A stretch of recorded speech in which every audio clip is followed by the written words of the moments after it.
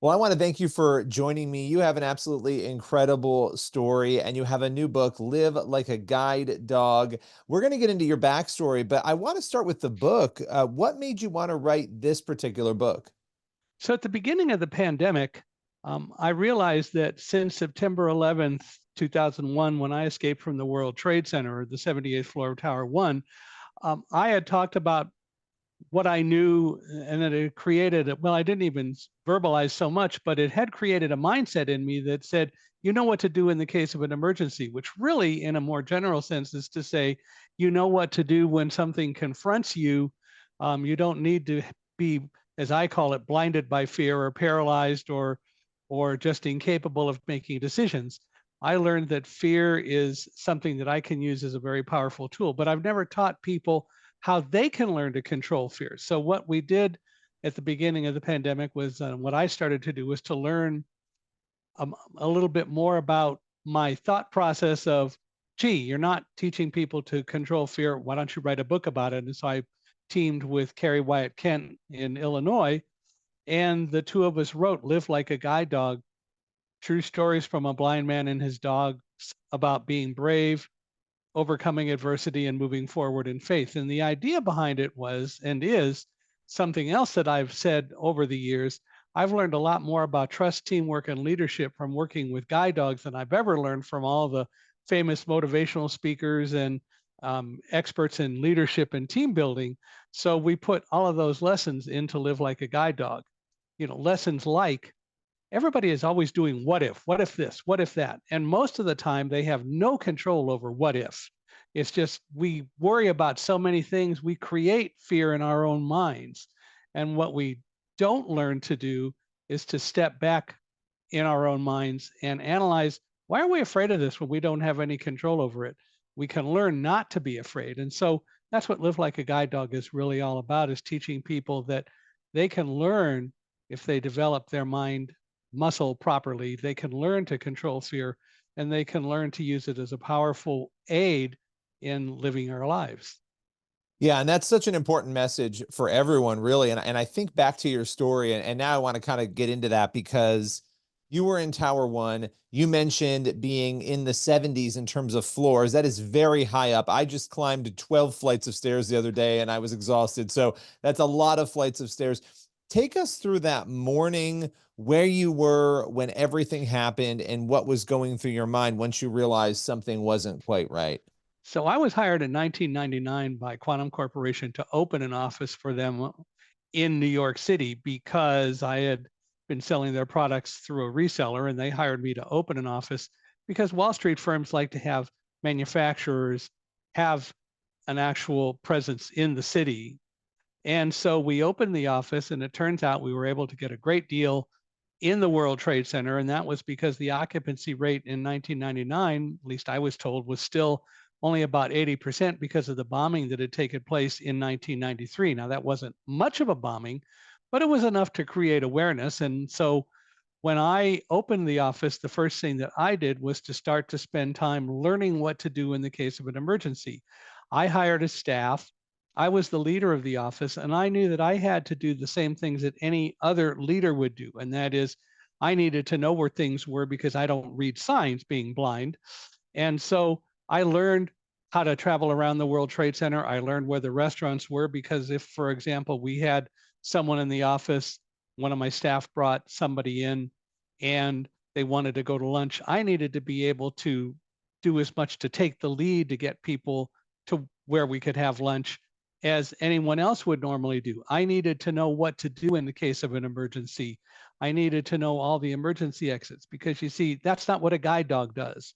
Everybody says the guide dog leads the blind person. That is bunk. Guide dogs don't lead blind people.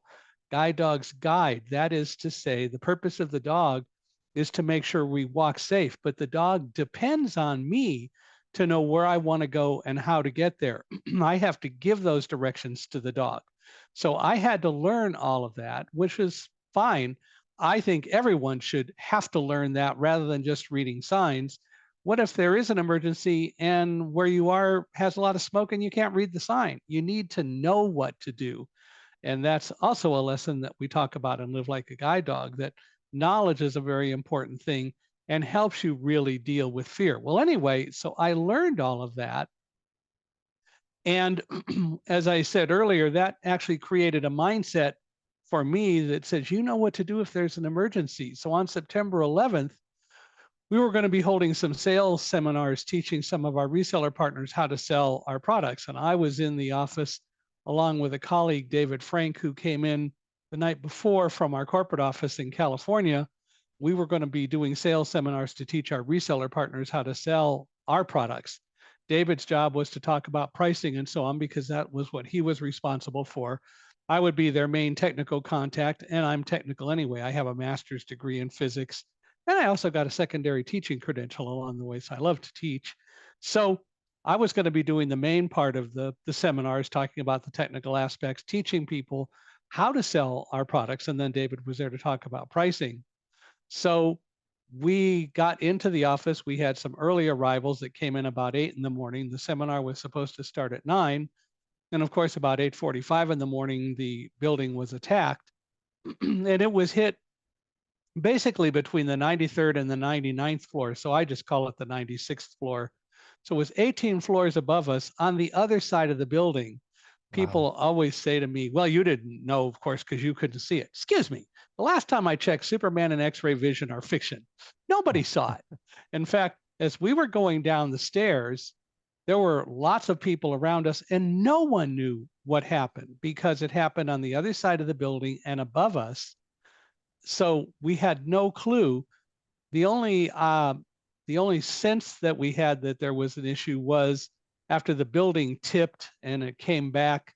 My friend David saw fire and smoke above us, and debris was falling outside our windows, but we had no idea what from. But when we got in the stairwell, I began smelling an odor, and it took me a while to realize that what I was smelling were the fumes from burning jet fuel.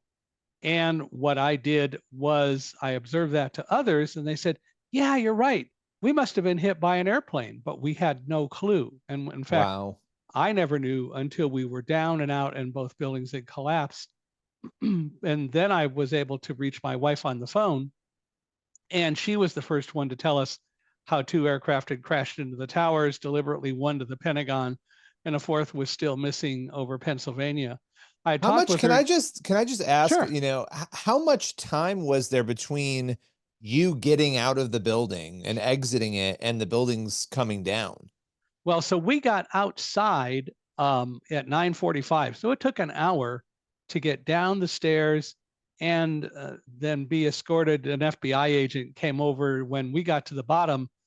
They were watching for people to come out of the stairwell. They saw me and David and my guide dog Roselle, and the guy comes over and says, I'm with the FBI. Let me get you where you need to go. And I asked what was going on, and he said, well, there's no time to tell you. I wish he had, but they don't know me. They don't know that I like information, and I'm not going to panic when I have information. So we just followed them. We ended up going across the whole complex inside because they didn't want anyone going out the doors of Tower 1 to the outside, because you would have been right below where people were jumping, I believe. So we were shunted all the way through the complex to the other side and up an escalator and then finally outside. And when we got outside, we were told to leave, but David looked and saw fire in Tower 2. So now it's about 9:45, 9:46 in the morning. We went over to Broadway, and we had no idea that Tower 2 had been hit. We didn't feel anything as we were going down the stairs in Tower 1. As I describe it, we were kind of in our own little tunnel and had no clue what was going on. So we got outside. We started walking north on Broadway and eventually got to Vesey Street. And David said, I see the fire really clearly in Tower 2 because we're pretty close to it. I want to take pictures. He took his camera out and started taking pictures. I had called my wife just before we left to let her know that we were leaving. Of course, the media hadn't gotten the story by then. So we didn't know. She didn't know. When I tried to call her when we were close to Tower 2, I couldn't get through because people were saying goodbye to loved ones up in the towers. And of course, we didn't know that either. Anyway, I had just put my phone away and David was putting his camera away when a police officer yelled, "Get out of here, it's coming down." And it was Tower 2. We were about 100 yards away and it was collapsing. So everyone Wow. turned and ran. And I remember turning and running back the way I came. David was gone. He had run. And so I turned and ran, and immediately I started thinking to myself, God, I can't believe that you got us out of a building just to have it fall on us. And this next segment is in my book, Thunderdog, the book that we wrote about being in the World Trade Center. When I thought, God, I can't believe you got us out of a building just to have it fall on us, I heard in my head, as clearly as you hear me now, a voice that said, don't worry about what you can't control. Focus on running with Roselle, and the rest will take care of itself. And Wow. I had this sense that if we worked together, we'd be fine. And we did, and it worked out well. Was that God talking to me? Absolutely, it was. I have no doubt about that. But the issue is, I listened, and that's also something that we talk about and Live Like a Guide Dog, is listening to your inner voice, listening to directions you're given. And one of my favorite examples of talking about that is I used to, and not so much now, just because nobody around where I am does it, but we used to play Trivial Pursuit. And I would ask people, when you're playing Trivial Pursuit and somebody asks you a question, an answer pops into your head, and how often do you decide, well, that just came too quickly, I'm not going to answer with that, and you think of a different answer, and it turns out that the answer that popped into your head was the right one. We don't listen, and we can train ourselves to do that. But again, I listened, and Roselle and I did work together, and we were able to get out. Well, we were able to survive, and eventually we did catch up to David, and we all went and continued to run, and eventually found our way into the subway system, and met a few other people and an employee of the subway system. His name was Lou, and he said, I'll take you to a locker room where you can drink water and sit, and there's a fan and all that. And so there were about 8 or 9 of us, and he took us down to an employee locker room because he was part of the system, and we were able to do that. One thing I really should say, as we were going down the stairs, a lot of people say, well, there must have been a lot of panic and so on. And I would say, no, there isn't. There wasn't. And one of the main reasons there wasn't was at about the 50th floor, David suddenly said to me, Mike, we're going to die. We're not going to make it out of here. And I told you earlier, I have a teaching credential, and I love to flippantly say, I took that secret course, which is all about how to yell at students, right? And so I just snapped at David as loud as I could. David, stop it. If Roselle and I can go down these stairs, so can you. And he told me that that brought him out of his funk. He decided to walk a floor below me and shout up to me everything that he saw on the stairs. And so as we were going down, for example, I was on the 45th floor, and he says, Mike, I'm on the 44th floor, right by the Port Authority cafeteria, not stopping, going on down.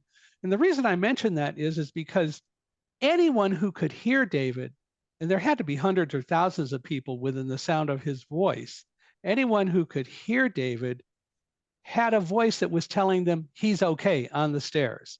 He had to keep a lot of people focused, and was one of the main, I think, keys to keeping a lot of people calm and quiet on the stairs. A lot of people were close to me and watching me as I was encouraging Roselle and just saying, you're a good dog, because my mindset was, we'll be okay. And of course, later I heard that voice that said, don't worry about what you can't control. Another lesson for Live Like a Guide Dog, which goes back to the whole what if thing, because there's so many things we worry about over which we have no control. And we should just focus on the things over which we have control. It doesn't mean that we're not aware of other things, but to be afraid of them, to worry about them, to try to control them when we can't, doesn't help us, and it just drives us crazy. Yeah, well, and as you're telling this story, I'm thinking about what it must have been like, and hearing you describe. I mean, there were people, I imagine, on the stairs behind you who didn't make it out, right? You made it out. You have told this story over the years. You have shared it. You mentioned that message from God. How did your faith, and maybe it didn't, maybe I don't know if it grew stronger. How was it impacted by this experience, by your exit, and by everything that came after, as you learned the details of what was unfolding that day? So most all the people who perished were above where the planes hit the buildings.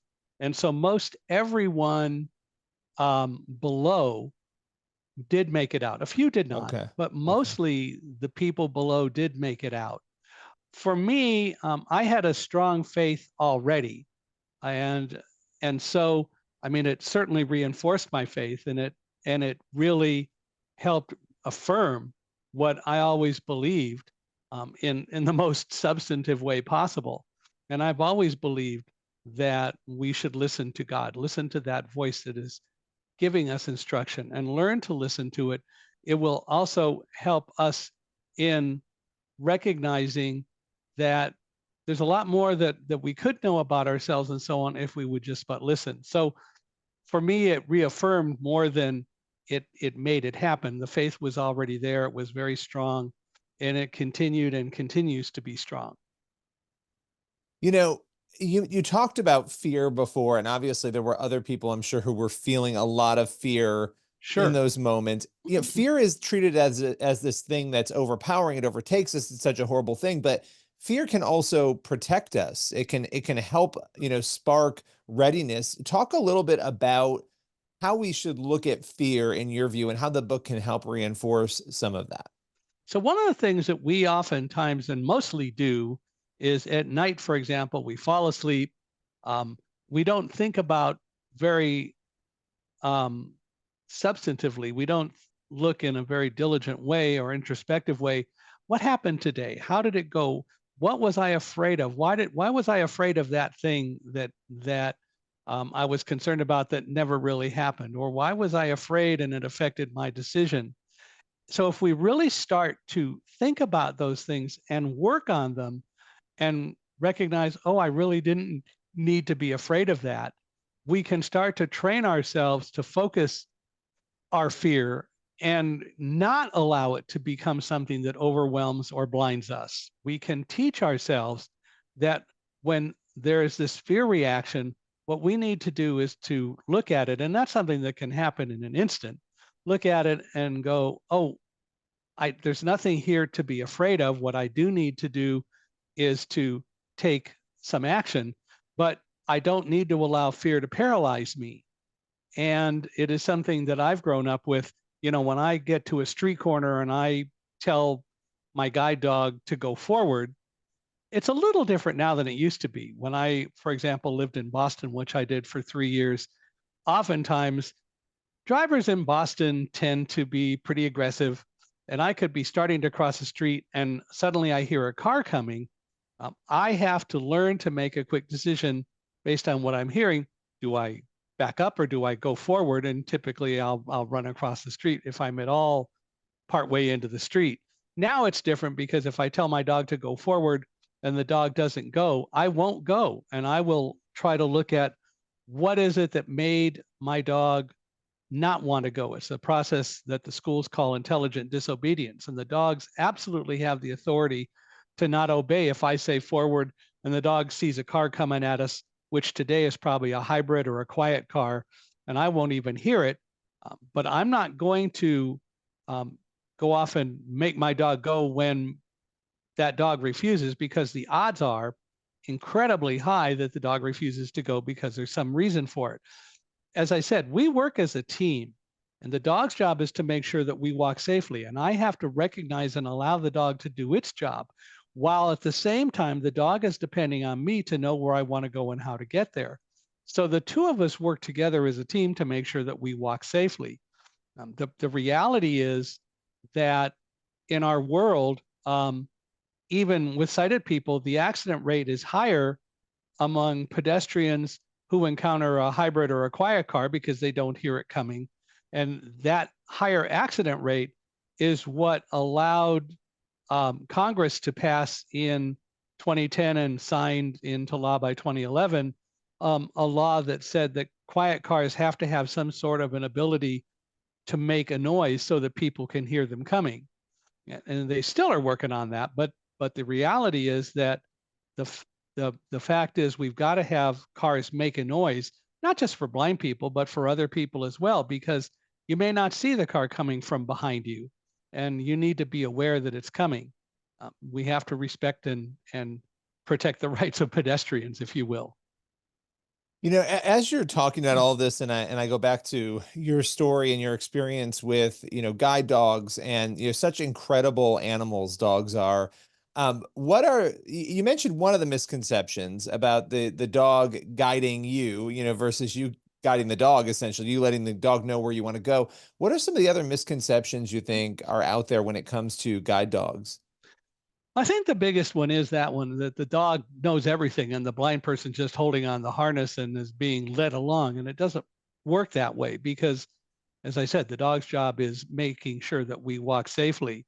Um, the Another misconception is every blind person should have a dog, and the reality is no. Not only do they not or shouldn't, but they don't. Only about 10,000 people in the US who are blind have guide dogs, and there are a lot of reasons for it. Most people don't want to take on that additional responsibility. The reality is, anyone who's using a guide dog should first learn to use a white cane, which is the most basic tool that we use for travel. The difference between a dog and a cane is a cane finds things that are in front of me by contacting them, and then I decide what to do. But I still have to have the same awareness of where I want to go and how to get there. I choose to use a guide dog. I've been using a guide dog since I was 14. And so I choose to use guide dogs because I also like the companionship and the friendship. And I like the team building process that I get to be involved with because I choose to use a guide dog. And as I said, I've learned a lot about teamwork and trust. And I think that people also don't understand, not just about guide dogs, but dogs in general. Yes, I think dogs love unconditionally, but they don't trust unconditionally. But the difference between dogs and people is that dogs are open to trust. And we have just become so afraid of so many things, and we just see so many things going on around us. I mean, look at our politicians, that we are we close ourselves to being able to trust. We think everybody has a hidden agenda in our workplace. How many people do we really trust? Is that person out to get my job or whatever? And we don't allow ourselves to be open to the value and the extra added kinds of things that trust really brings. Now, that doesn't mean that we just automatically trust everyone, but we should be open to letting people earn our trust and we earning their trust. And if that doesn't happen, then we deal with that and we move on. But trust is all around us. I mean, you and I trust that this Zoom link is going to continue to work, and hopefully it will. But you know, we trust that the roofs over us will stay intact and the buildings won't collapse. We trust so many things, but we trust because we've learned to trust those things. And I mentioned politicians. I think that all of us should really analyze what every elected official says, or anyone who wants to be an elected official says. Look at them specifically, look at what they say. Don't just trust what they say automatically, and really go back and analyze it and make intelligent decisions. And I think that makes a big difference because they're always telling us, trust me. Well, no, not until you earn it. Yeah, well, no, absolutely. And when it comes to that dynamic, collecting data, you like data, right? What did this person say in the past? What did they say 4 years ago? What did they say? What did they do? Being able to put all that together and collectively not just listen to the current moment of what's being said is an important thing, regardless of which side people fall on, to be Right, able to do for right. candidates. Right. And the other aspect of it is, what did they say 4 years ago? What did they say 10 years ago? How has that person changed? I mean, the other problem with all that is we hear somebody say, well, somebody 10 years ago said this, and so we shouldn't like them. Have they really evolved from that? And again, the only way we can answer that is to really look at all the things that they've done. And as citizens of this country, we should be obligated to do that. And especially now we're in an election year, we should look at what everyone says. I heard one person say yesterday that inflation is out of control.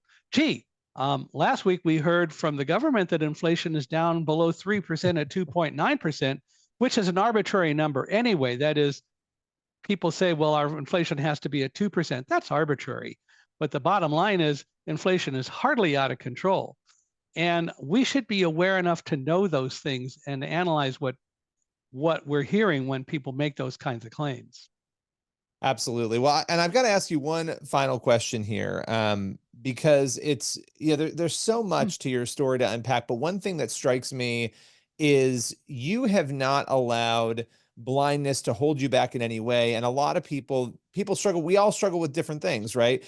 A lot of times we will allow something to hold us back, to prevent us from success, to maybe make us believe lies that we're not going to be able to do things. And from every part of your story, and obviously we've only talked about one piece here, which is really that survival, that incredible survival on 9/11. You have persisted and overcome and been incredibly successful. What's your advice to somebody who may be struggling with something and maybe they're allowing it to get them down or hold them back in some way?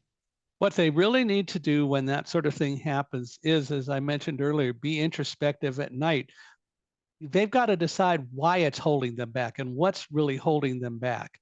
Um, Look, I believe that every person on the planet has a disability, which a lot of people don't like to hear. You know, they say, well, disability starts with dis, so it means a lack of ability. And I say, no, disability does not mean a lack of ability. Disability is a characteristic that we all have.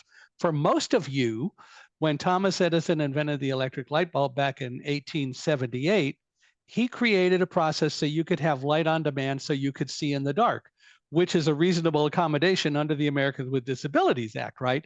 And we spent the last 146 years focusing on doing all we can to make light on demand more available to everyone. And now, of course, people have smartphones with flashlights and other things like that. Last year, I was in a hotel, and at 3 in the afternoon in the lobby, the power went out. Well, that power went out for the whole hotel and the area around it. But people started screaming in the lobby, even though there was all sorts of light coming in, but it suddenly got darker. And they didn't know what to do. They were running around trying to find smartphones and so on to get lights. The reality is, disability is really a characteristic that everyone has. It manifests itself differently for different people, but we all have it. And we shouldn't judge anyone by how they're different than we are. And unfortunately, we've learned so much to do that. And there are other things that happen in our lives, as you point out, that we think hold us back. What we really need to do is to analyze, why are we allowing that to hold us back? And more important, how do we move forward so we don't allow it to hold us back? I mean, for me, when I was growing up and getting my first and second and third jobs back in the 1970s and 1980s and so on, I didn't have technology like GPS to provide me with a way to know where I am and how to get from one place to another with a smartphone. And of course, now we have all those kinds of things. And there were so many other kinds of things that we didn't have then that we have now. But it didn't mean that I shouldn't try to figure out in one way or another how to do whatever it is I chose to do. So back in those times when I wanted to go somewhere, I would research before I went somewhere or traveled by airplane and find out how to get from one place to another and find out the things that I needed to know.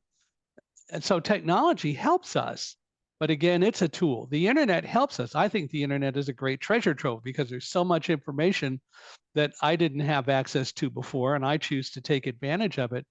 But now we also have chat GPT and other artificial intelligence kinds of things.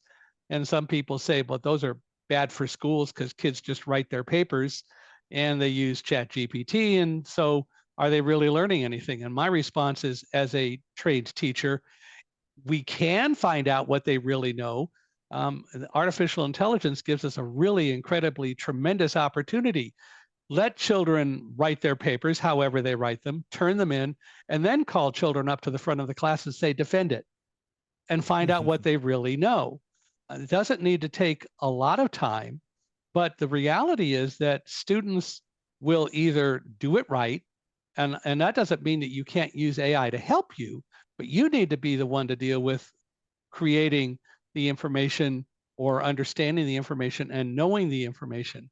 So I think that it's a very powerful tool. And I think that, like everything else, we decide how we want to use tools.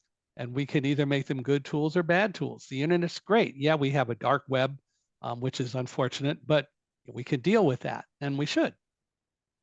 Well, I love this conversation. I love your story. The book is Live Like a Guide Dog. Appreciate you taking the time and joining us today. Well, thank you. And Live Like a Guide Dog is available wherever books are sold, which is one of those neat things I love to say, anywhere books are sold. Um, if people want to explore possibly me coming and speaking to their groups and so on, I would love to talk with them. They can go to email me at speaker@michaelhingson.com. That's MICHAELHINGSON.com. My website is www.michaelhingson.com. And we even have a podcast called Unstoppable Mindset, where inclusion, diversity, and the unexpected meet. And I actually began that because I do some work with a company called Accessiby that makes products that help make the internet more inclusive for people with a variety of different kinds of disabilities. And by the way, they use AI and use it well, and the product works. And so anyway, I started a podcast with them, and we do 2 episodes a week. So it's also a lot of fun. Well, I will make sure we link out to that and people can download that, subscribe to that podcast. And again, the book is Live Mhm. Like a Guide Dog. Appreciate your time. Thank you. Good to be here.